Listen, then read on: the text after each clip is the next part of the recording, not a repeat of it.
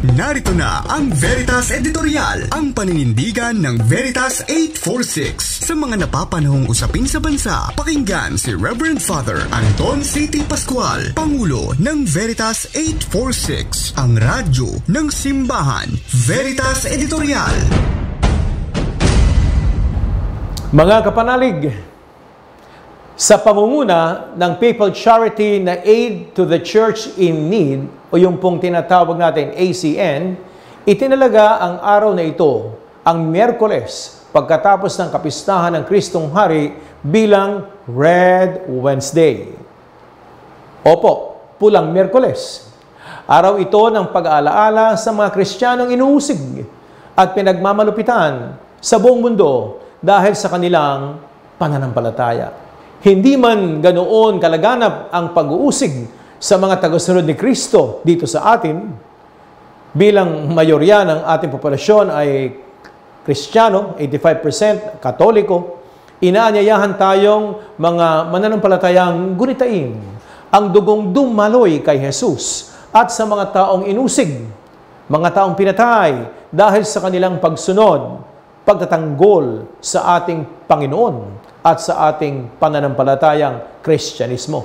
Kaya nakapula ang ilang mga nasa simbahan ngayon, o kaya naman ay iniilawan ng pulang ilaw ang harapan ng mga simbahan.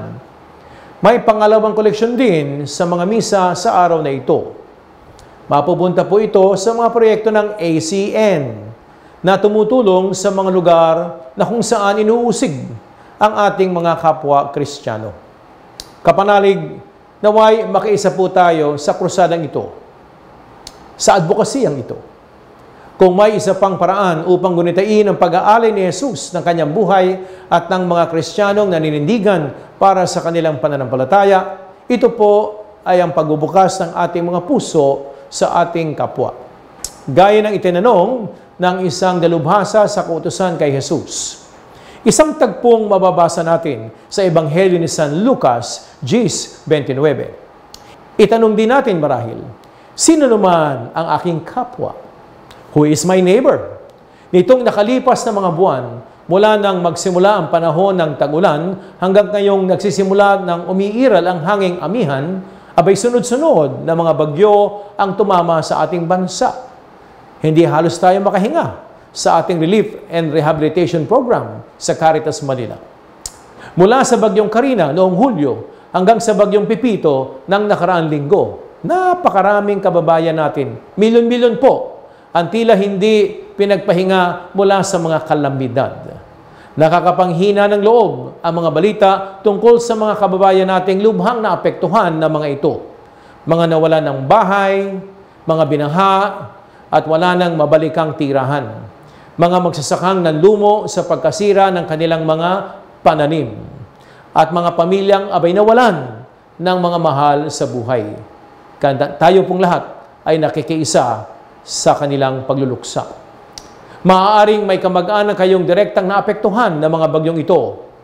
O kaya kayo mismo ang nakaranas ng mga kalamidad. Kapanalig, sila ang mga kapwa nating nangangailangan ng tulong. Bagamat naapektuhan tayo rito sa Metro Manila ng mga naunang bagyo, abay mapalad pa rin tayo na malayo sa mga epekto ng magkakasunod na bagyo noong buwan na ito. No? Ang Christine, Marce, Rica, at ito pa nga, Pepito. Pero ito sana ang mag-uudyok sa ating tumulong sa mga kababayan nating labis na naapektuhan ng bagyo. Sabi nga, inilihis sa atin ang mga dumaang super typhoon para magawa nating tulungan ang mga nasa 1.8 milyong Pilipinong pamilya na naapektuhan ng napakasamang lagay ng panahon. Siyempre, nariyan naman ang gobyernong may pangunahing katungkulan na tulungan ang mga nasalanta. Pero hindi po kaya sa dami ng mga naapektuhan. Huwag nating iwan lamang sa kanila ang trabaho para ibangon ang mga kababayan natin, kasama ang ating simbahan sa pag-aabot ng tulong sa kanila.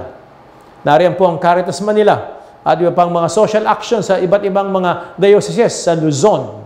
Tayo po'y makipagtulungan. Ang pag-aabot ng tulong sa ating kapwa, sa abot ng ating makakaya, ay paraan ng pagkasabuhay ng ating pananampalatayang Kristyanismo. Malikhaing paraan din ito ng pagtatanggol sa ating pananampalataya. Hindi nangangailangang buhay natin ang maging kapalit, pero sa pagbubukas natin ng ating puso sa ating kapwa, kasama ng ating bulsa, may bahagi ng ating buhay na maibabahagi din natin. Sabi nga sa Catholic Social Teaching, Dilexit Nos, ang pagsaksi nating mga Katoliko sa katotohanan sa ating paligid, nababahagi natin ang pag-ibig sa puso ng ating kapwa para maitatag ang isang lipunang makatarungan, isang lipunang mapayapa, isang lipunang nagmamalasakit. Ika nga, bayanihan, di po ba? Sa tuwing sinusubukan nating tulungan at alagaan ang ating kapwa, nasa tabi natin si Jesus. Kaya kapanalig, ngayong pong Red Wednesday, alalahanin natin ang mga martir para sa ating pananampalataya. Maadyukan din sana tayo ng pananampalatayang ito para buksan ang ating puso sa ating kapwa. Ang ating time, talent, treasure ay maaari nating ibahagi para sa kanila. Pinaninindigan natin ang ating pananampalataya sa ating pagiging bukas palad. Kapanalig, ipagdasal po natin ang Red Wednesday. Naway tunay tayong maghandog ng ating sarili, tulad ng mga martir sa nangangailangan, biktima ng kalamidad, at mga nasa laylayan ng lipunan. Sumainyo ang katotohanan. Inyong napakinggan ang Veritas Editorial. Ugaliing pakinggan ang Veritas Editorial kasama si Reverend Father Anton C.T. Pascual. Veritas Editorial.